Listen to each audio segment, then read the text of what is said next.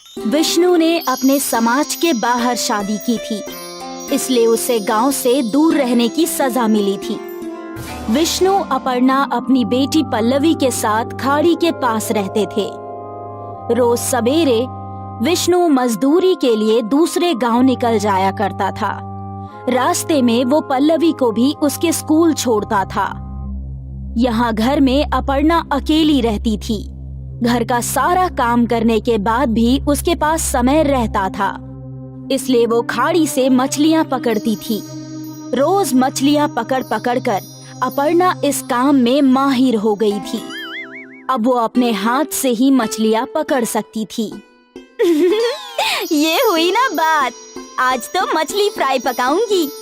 जो भी मछली अपर्णा खाड़ी में पकड़ती थी, उसे वो घर ले जाकर साफ करके पकाया करती थी। खुशबू तो बहुत अच्छी आ रही है, उम्मीद है स्वाद भी अच्छा ही होगा। शाम को जब विष्णु और पल्लवी घर लौटते थे, तो अपर्णा उन्हें खाने के साथ साथ मछली भी देती थी। चक्कर बताओ, आज कैसी बनी है? माँ, इसमें चखना क्या है? आपने बनाई है तो अच्छी ही बनाई होगी। अच्छा, ऐसी बात है? हाँ माँ, मैं जब आपके हाथ से बनी मछली अपने दोस्तों को खिलाती हूँ ना, तो वो लोग पूरा डिब्बा चट कर जाते हैं और फिर बोलते हैं कि तेरी माँ बहुत अच्छी मछली बनाती है। अच्छी बात है। हाँ हाँ, मछली तो तुम बहुत ही अच्छी बनाती हो अपर्णा, इसमें कोई शक नहीं। मछली से याद आया, मैं सोच रही हूँ कि मैं रोज ज्यादा मछलियाँ पकड़कर उन्हें बाजार में बेचूं। इससे मुझे कुछ पैसे भी मिल जाएंगे। हाँ, बेच तो सकती हो, तुम्हें तो मछलियाँ पकड़ना भी आता है। हाँ? तो कल से ही काम की शुरुआत करती हूँ। अगले दिन अपर्णा ने कई सारी मछलियाँ पकड़ी और फिर उन्हें एक टोकरी में रखकर बाजार की तरफ चल पड़ी। ताजा ताजा मछलियाँ, आज की पकड़ी है, बिल्कुल ताजा मछलियाँ हैं। मीठे पानी की मछलियाँ हैं क्या? नहीं दीदी, खारे पानी की मछलियाँ हैं, खाड़ी की। नहीं नहीं, मुझे नहीं चाहिए। कई लोग अपर्णा के पास मछलियाँ देखने आए, लेकिन बहुत ही कम लोगों ने मछलियाँ खरीदी। ये देखकर अपर्णा निराश हो गई। कोई बात नहीं, आज का पहला दिन है, हो सकता है कि कुछ दिनों में मछलियों की बिक्री अच्छी हो। अपर्णा ने खुद को दिलासा दिया और टोकरी लेकर घर की ओर निकल गई। अगले दिन भी अपर्णा ने ताजी मछलियाँ पकड़ी और उन्हें बेचने के लिए बाजार पहुँची। मछलियाँ ले लो, ताजी ताजी मछलियाँ। आज भी वही हाल था, मछलियाँ बिक ही नहीं रही थी। ऐसा कई दिनों तक होता रहा और फिर अपर्णा पूरी तरह निराश हो गई। वो मछलियों की भरी हुई टोकरी लेकर घर पहुँची। उदास होकर उसने खाना पकाया। विष्णु जब घर लौटा तो वो समझ गया था कि उसकी पत्नी का मूड खराब है। क्या बात है अपर्णा? सोचा था कि मछलियाँ बेचकर कुछ पैसे कमा लूंगी, पर मेरी मछलियाँ तो कोई खरीदता ही नहीं। अरे, मछलियों के बदले अगर तुम अपना मछली भात बेचती तो सब खरीदते। आप भी ना मेरा मजाक उड़ा रहे हैं। अरे नहीं नहीं, मैं तुम्हारा मजाक क्यों उड़ाऊंगा? मैं सच बोल रहा हूँ। तुम स्वादिष्ट मछली भात बनाती हो और मछलियाँ खुद ही पकड़ती हो, तो तुम दाम भी कम रख सकती हो। एक बार सोच कर देखो। विष्णु ये बात बोलकर घर के बाहर चला गया और अपर्णा इस बात के बारे में सोचने लगी। सभी लोग मेरी मछली भात की तारीफ करते हैं, तो मैं एक बार कोशिश करके देख ही सकती हूँ। मुझे तो वैसे भी पैसे ही कमाने हैं, मछली से कमाऊं या फिर मछली भात से, क्या फर्क पड़ता है। अब अपर्णा के चेहरे पर मुस्कान आई और वो एक और कोशिश करने के लिए तैयार थी। अगले दिन अपर्णा ने ताजी मछलियाँ पकड़ी और फिर उन मछलियों को पकाया। जब सब तैयार हो गया तो अपर्णा ने एक डिब्बे में मछली और दूसरे डिब्बे में भात भर लिया और वो झोला लेकर घर से बाहर निकल गई। अपर्णा बाजार में पहुंची। मछली भात, बस 25 रुपए में मछली भात। मछली भात सुनते ही ग्राहक खींचे चले आए। ताजा मच्छी है ना? हाँ, आज सुबह ही पकड़ी है। ठीक है, मुझे 1 प्लेट दे दो। अपर्णा ने उस आदमी को 1 प्लेट मछली भात दी। वो आदमी वहीं खड़े रहकर खाने लगा। उसकी मछली की खुशबू फैलने लगी और कई और ग्राहक अपर्णा के पास आए। मुझे भी 1 प्लेट देना। जी। जैसे जैसे ग्राहक आते जा रहे थे, अपर्णा सभी को मछली भात देती जा रही थी। वो खुश थी। हर प्लेट के उसे 25 रुपए मिल रहे थे और थोड़ी देर में ही उसका सारा मछली भात खत्म हो गया और वो अपने घर की ओर चल पड़ी। शाम को जब विष्णु घर आया तो अपर्णा ने विष्णु के सामने जलेबी रखी। जलेबी? अरे ये किस खुशी में? तुम खाओ तो बताती हूँ। तीनों जलेबी खा रहे थे और अपर्णा ने विष्णु को आज का किस्सा सुनाया। मैं नहीं कहता था कि तुम्हारा मछली भात बहुत बिकेगा। अब लाओ, मुझे भी मछली भात खिलाओ। अरे रे, वो तो सारा बिक गया। क्या? और उस दिन से अपर्णा के मछली भात का व्यापार चल पड़ा। लोग इंतजार करते थे कि कब अपर्णा बाजार आएगी। अरे वो देखो, मछली भात वाली आ गई। उसके आते ही उसके आसपास भीड़ जमा हो जाया करती थी। अपने कमाए हुए पैसों से अपर्णा ने घर की मरम्मत करवाई। विष्णु भी अपर्णा का हाथ बटाता था मछली भात बनाकर बेचने में। विष्णु ने मजदूरी करनी छोड़ दी। मियाँ बीवी मिलकर मछली भात बेचते थे। बाजार में उनकी दुकान भी खुल गई थी। मछली भात का बिजनेस चल पड़ा और थोड़े ही दिनों में पूरे गांव में अपर्णा मछली भात वाली मशहूर हो गई। अब उसका पूरा परिवार इसी काम में उसका हाथ बटाने लगा। अनंतपुर गांव में नरेंद्र नाम का एक आदमी था। नरेंद्र का गांव में एक ढाबा था। नरेंद्र ईमानदारी से अपना ढाबा चलाया करता था और जो भी खाना बच जाता था वो आसपास के कुत्तों को खिला देता था। एक दिन उसके ढाबे के बाहर एक बंदर आया। वो बंदर नरेंद्र के हाथ की रोटी देख रहा था। अरे तुझे भी रोटी खानी है? आजा आजा आजा, खा ले। नरेंद्र ने वो रोटी जमीन पे रखी और बंदर ने फट से रोटी उठा ली। अरे वाह! नरेंद्र ने कुछ और रोटी के टुकड़े जमीन पे रख दिए। बंदर ने उन्हें भी उठा लिए और वहाँ से चला गया। वो हर दिन शाम के समय नरेंद्र के ढाबे पे आता था। नरेंद्र उसे बची कुची रोटियां खिलाया करता था। आपने इस बंदर की आदत ना खराब कर दी है मालिक। ये रोज यहाँ आकर खड़ा हो जाता है और अब तो आप इसे अच्छी रोटियां भी खिला रहे हैं। अरे कोई बात नहीं अशोक, तेरे और मेरे परिवार की तरह इस बंदर का भी परिवार है जिसके लिए रोटी लेकर जाता है, बस। अरे आपको कैसे पता चला मालिक? अगर ये अकेला होता तो यहीं सब खा लेता, पर ये सयाना है, रोटी ले जाता है। जितनी रोटी दोगे सब की सब ले जाता है, तो जरूर ये पहले अपने परिवार को खिलाता है और फिर खुद खाता है। हो सकता है। अब जा, उसे भी रोटी दे दे। उस बेजुबान जानवर को 2 रोटी खिलाकर हमारा कोई नुकसान नहीं होगा। अशोक ने बंदर के सामने 2 रोटी रख दी और वो रोटियां लेकर चला गया। ऐसे ही रोज चलता रहा। अब बंदर अपने बच्चों के साथ रोटियां लेने आया करता था। नरेंद्र अब उसे ज्यादा रोटियां देता था। नरेंद्र का ढाबा भी अच्छा चल रहा था, इसलिए उसने एक और लड़के को नौकरी पे रख ली, मानिक। अशोक खाना पकाया करता था और मानिक खाना ग्राहकों तक पहुंचाया करता था। सब कुछ अच्छा चल रहा था। फिर एक दिन नरेंद्र का एक्सीडेंट हुआ। एक टेम्पो ने उसे ठोकर मार दी। नरेंद्र का हॉस्पिटल में इलाज हुआ। उसकी जान तो बच गई, पर उसके पांव काम नहीं कर रहे थे। अब वो अपाहिज हो चुका था। नरेंद्र की पत्नी सुधा ने रो रो कर अपना बुरा हाल कर लिया था। पता नहीं भगवान को हमारे साथ क्या परेशानी थी जो हमारे साथ ये सब अनर्थ कर दिया। अरे सुधा, भगवान का शुक्र करो कि कम से कम मैं जिंदा बच गया। पर आप कैसे जीवन जिएंगे? जैसे भगवान चाहेंगे वैसे जिएंगे। नरेंद्र हर बात में अच्छाई ढूंढ रहा था। भले ही उसका एक्सीडेंट हो गया, वो अपाहिज हो गया, पर फिर भी वो जिंदा था, वो इसी बात से खुश था। नरेंद्र के एक्सीडेंट के बाद ढाबा कई महीनों तक बंद रहा। नरेंद्र अपने घर पे ही रहता था। ऐसे कैसे चलेगा?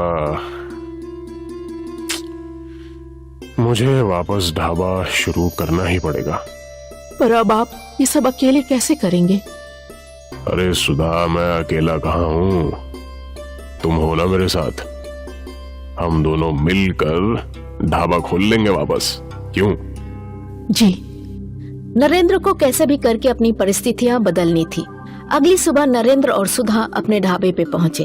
ढाबा बहुत गंदा था। दोनों ने मिलकर साफ सफाई की। सुनिए, हमने ढाबे की सफाई तो कर दी, पर हम इसे चलाएंगे कैसे? देखो सुधा, मैं खाना पका लूंगा, तुम ग्राहकों तक पहुंचाना और टेबल वगैरह साफ कर लेना। अरे कुछ दिनों बाद जब थोड़े पैसे आ जाएंगे तब एक लड़के को काम पर रख लेंगे, और क्या। ठीक है जी। इसी सोच के साथ नरेंद्र ने वापस ढाबा स्टार्ट कर दिया। उसने भगवान की पूजा की और फिर चूल्हा जलाया। कुछ ही देर में कुछ ग्राहक आए। अरे वाह, बहुत दिनों बाद खुला है ढाबा है। पर जब ग्राहकों ने नरेंद्र के पैर देखे तो उन्हें उसके प्रति सहानुभूति होने लगी। अरे रे, सोचा नहीं था ऐसा कुछ हुआ होगा। खैर, अरे भाई, होनी को कौन टाल सकता है। आप मुझे एक लंच प्लेट दे दो। जी जी, अभी देता हूँ। नरेंद्र खाना परोसने लगा और फिर सुधा ग्राहकों को खाना देने लगी। उनकी गाड़ी जैसे तैसे चल पड़ी थी। पहले से कम ही सही, पर दोनों मिलकर पैसा कमा रहे थे। ऐसे ही कुछ दिनों तक सब कुछ ठीक ठाक चलता रहा। नरेंद्र जी ने उस बंदर को रोटी देना वापस शुरू किया। वो बंदर भी ढाबे पर रोज आने लगा। एक दिन सुधा की तबीयत बहुत खराब थी। वो फिर भी ढाबे पर जाने के लिए तैयार हो गई।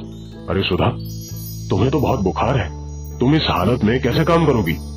तुम्हें आराम करना चाहिए। आज ढाबा मैं अकेले चला लूंगा, तुम चिंता मत करो। लेकिन आप अकेले कैसे कर पाएंगे? चिंता मत करो, मैं कर लूंगा। तुम आराम करो, आराम। जब से मैं अपाहिज हुआ हूँ तुम्हारा काम बहुत बढ़ गया है सुधा। आज एक दिन तो आराम कर लो। सुधा को आराम करना नहीं था, पर फिर भी नरेंद्र ने उसे घर पे आराम करने के लिए बोल दिया। नरेंद्र अकेले ढाबे पे गया। उसने ढाबा खोला। कुछ देर बाद ग्राहक आए। भाई को चाय देना। जी जी जी, अभी लाया। नरेंद्र खुद ही चाय बना रहा था और खुद ही बैसाखी के सहारे ग्राहकों को चाय देने लगा। ऐसे ही वो लंगड़ा लंगड़ा कर खाना परोसने लगा। रोज वाला बंदर उसकी ये मजबूरी देख रहा था। पता नहीं बंदर ने क्या सोचा। वो ढाबे के भीतर गया और उसने नरेंद्र के हाथों से खाना ले लिया और खुद ग्राहक तक ले गया। नरेंद्र हैरान था। उसे समझ नहीं आ रहा था कि बंदर ऐसा क्यों कर रहा है। बंदर वहीं जमीन पे बैठ गया। कुछ देर बाद कुछ ग्राहक और आए। भाई 3 लंच प्लेट देना। जी जी, अभी लाया। नरेंद्र लंच प्लेट भरने लगा और उसके भरते ही बंदर ने वो थाली उठा ली और उसे संभाल कर ग्राहक के टेबल तक ले आया। फिर बंदर दूसरी थाली लेने आया और फिर तीसरी। सारे ग्राहक हैरान थे। अरे भाई, ये तो सही है, पर आपके ढाबे पर बंदर काम करते हैं क्या? जी नहीं नहीं नहीं, बंदर काम नहीं करते। ये बंदर मेरी मदद कर रहा है। मैंने इसे रोटी खिलाई और ये बेचारा मेरी मदद के लिए काम कर रहा है। ओह अच्छा। पूरे दिन बंदर नरेंद्र के ढाबे में काम करता था। दोपहर को नरेंद्र ने बंदर को 3-4 रोटी दी। रोटी लेकर बंदर भागने लगा। शायद अब ये वापस नहीं आएगा। पर नरेंद्र हैरान हो गया जब कुछ देर बाद बंदर वापस लौटा। अब उसके साथ 2 बच्चे और उसकी पत्नी भी थी। बंदर ने बच्चों को पास वाले पेड़ पे छोड़ दिया और वो और उसकी पत्नी ढाबे के अंदर आके बैठ गए। और फिर जब भी ग्राहक का खाना बनता, बंदर और उसकी पत्नी दोनों ग्राहकों को खाना पहुंचाते और जूठे बर्तन भी वापस लाया करते थे। सुबह से शाम तक ये सिलसिला चलता रहा। शुक्रिया दोस्त। नरेंद्र ने बंदर के परिवार के लिए अच्छा खाना बनाया और बंदर और उसके बच्चों को खिलाया। उस दिन से रोज बंदर ढाबे पे खाना खाने आने लगा। इरफान और मकबूल 2 दोस्त थे। मकबूल की चिकन बेचने की दुकान थी और इरफान फिलहाल के लिए बेरोजगार था। क्या हुआ दोस्त, आज भी नौकरी नहीं मिली? अब क्या बताऊं, समझ में नहीं आ रहा, इतनी पढ़ाई का क्या फायदा जब एक नौकरी भी नहीं मिल रही। अब समझ में नहीं आ रहा कि क्या करूं। अब तो मुझ पे रुखसाना की भी जिम्मेदारी है। तुझे इतनी जल्दी शादी नहीं करनी चाहिए थी मेरे दोस्त, पर अब जब तूने शादी कर ही ली है तो काम बढ़ाना और ढूंढना ही होगा। तू तो जानता ही है कि किस हालात में मेरी शादी हुई है। अगर शादी नहीं करता तो रुखसाना के अब्बा उसका निकाह कहीं और कर देते, लेकिन अब निकाह के बाद इतनी सारी जिम्मेदारियां आ गई हैं, समझ में नहीं आ रहा कि अब क्या करूं। अरे इरफान, तू शॉर्मा बनाना जानता है ना? हाँ हाँ, तो शॉर्मा की दुकान क्यों नहीं खोलता? दुकान खोलने के लिए भी तो पैसे लगेंगे ही ना, वो कहां से लाऊंगा? मैं हूं ना, मैं तुझे कर्ज दूंगा, तेरा धंधा चल पड़ेगा तो लौटा देना। हाँ वो भी है। इरफान खुश अपने घर गया और रुखसाना को ये सारी बातें बता दी। अल्लाह का शुक्र है, आपको कोई रास्ता तो मिला। अब जल्द ही मेरे शॉर्मा की दुकान लगेगी, उम्मीद है अच्छी कमाई होगी और हमारे हालात भी बेहतर हो जाएंगे। होंगे ही, मैं दुआ करूंगी। मकबूल से पैसा कर्ज लेकर इरफान ने शॉर्मा की मशीन खरीद ली। वो मकबूल से ही चिकन लेने गया और उसकी शॉर्मा की दुकान शुरू हो गई। अरे भाई, एक शॉर्मा देना। हाँ हाँ, अभी लो। धीरे धीरे इरफान के शॉर्मा की दुकान पे कस्टमर्स की भीड़ लगने लगी थी। स्वाद तो बहुत अच्छा है भाई। होगा ही, सारे मसाले मैं घर पे ही बनाता हूँ। वाह बढ़िया, मजा आ गया भाई खाकर। इरफान खुश था कि उसके शॉर्मे लोगों को पसंद आ रहे थे। उसके ग्राहक बड़े चाव से शॉर्मा खाने आते थे। एक दिन घर पे बैठकर वो हफ्ते की कमाई गिन रहा था। 4000 रुपए का मुनाफा हुआ है। इसमें से 2000 रुपए हमारे घर के खर्च और सामान के लिए रखता हूँ और 2000 रुपए मकबूल भाई का कर्ज लौटा देता हूँ। हाँ हाँ, यही सही रहेगा। ऐसे ही चलता रहा तो जल्द ही मकबूल भाई के सारे कर्ज चुकता हो जाएंगे। बिल्कुल।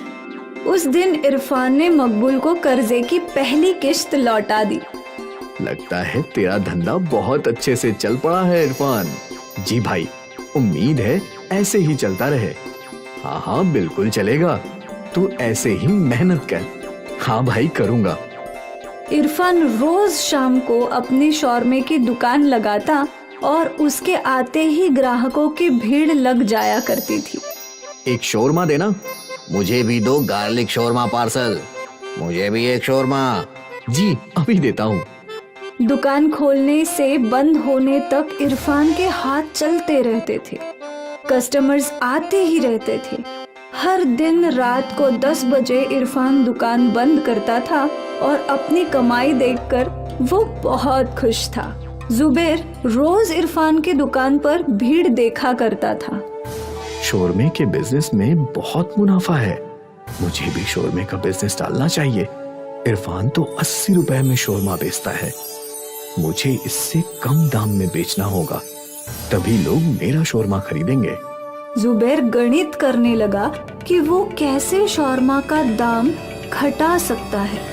मुझे सस्ता चिकन ढूंढना होगा। और सस्ते चिकन की खोज में जुबैर कई चिकन की दुकानों पे गया। सभी जगह उसे वही दाम मिल रहा था। आखिर वो अकरम की शॉप में गया। अकरम बेईमान किस्म का आदमी था। अरे भाई, मुझे चिकन रोज 10 किलो चाहिए, पर दाम नहीं परवड़ रहा। फिर तो एक ही रास्ता है। वो क्या? तू मरी हुई मुर्गियां खरीद ले। मरी हुई मुर्गियां तुझे 50 रुपए किलो से मिलेंगी। पर मरी हुई मुर्गियों से कोई नुकसान तो नहीं?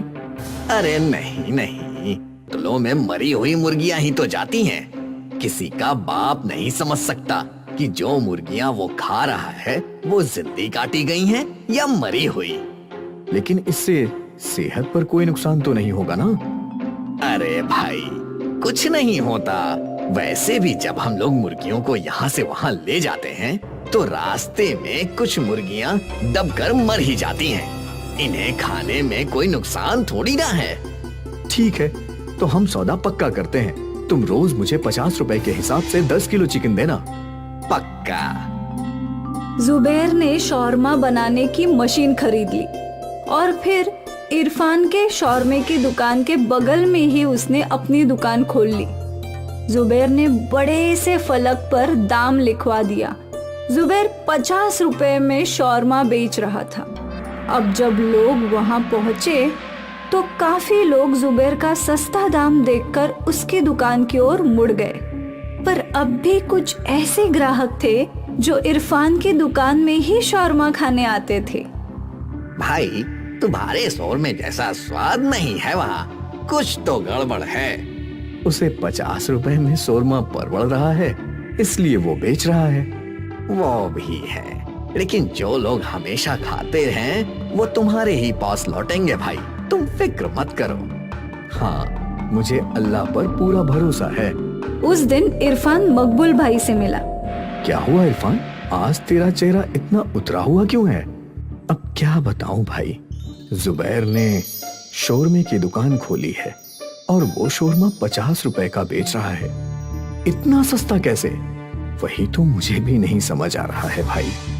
जरूर वो कोई गोलमाल कर रहा है, हमें पता लगाना चाहिए, पर कैसे? चलो मेरे साथ। उस दिन इरफान और मकबूल ने जुबैर का पीछा किया। उन्होंने देखा कि जुबैर अकरम चिकन वाले की दुकान में गया। अब समझा। क्या ये अकरम एक नंबर का बेईमान है? ये जरूर जुबैर को मरी हुई मुर्गी का मांस सस्ते में बेच रहा है। पर ये तो अच्छा नहीं है, लोगों की तबीयत खराब हो सकती है। अब हमें क्या करना चाहिए? दोनों सोचने लगे कि वो जुबैर और अकरम को कैसे रोक सकते हैं। तभी मकबूल को याद आया कि उनके इलाके में एक फूड इंस्पेक्शन का ऑफिस है जहां फूड की कंप्लेंट की जा सकती है। हमें फूड इंस्पेक्टर ऑफिस में जाकर कंप्लेन करनी चाहिए। ठीक है। इरफान और मकबूल फूड ऑफिस गए और वहां उन्होंने बड़े ऑफिसर को जुबैर की बेईमानी की कंप्लेंट की। हमें उस शौरमे की जांच करनी होगी। फूड ऑफिसर जुबैर की शौरमा की दुकान पर पहुंचे और वहां रखे चिकन और रोटियों की जांच करने लगे। सर, कुछ सेटलमेंट करते हैं। तू लोगों की जान के साथ खेल रहा है और हमें रिश्वत देने की बात कर रहा है। ऑफिसर ने सैंपल्स लिए और टेस्ट किए। सर, ये चिकन खाने के लायक नहीं है। इसे खाने से सेहत बहुत जल्द खराब हो जाएगी। इसे पुलिस के हवाले कर दो। पुलिस ने जुबैर को गिरफ्तार कर लिया और फिर अकरम को भी गिरफ्तार कर लिया। सभी को जुबैर की बेईमानी का पता चल गया और एक बार फिर ईमानदार इरफान की दुकान पर कस्टमर्स लौट आए। इरफान की मुश्किल हल हो गई थी और लालची शौरमा वाले जुबैर को उसके किए की सजा मिल गई। हमेशा याद रखिए, हर वो चीज जो सस्ती होती है वो अच्छी नहीं होती है।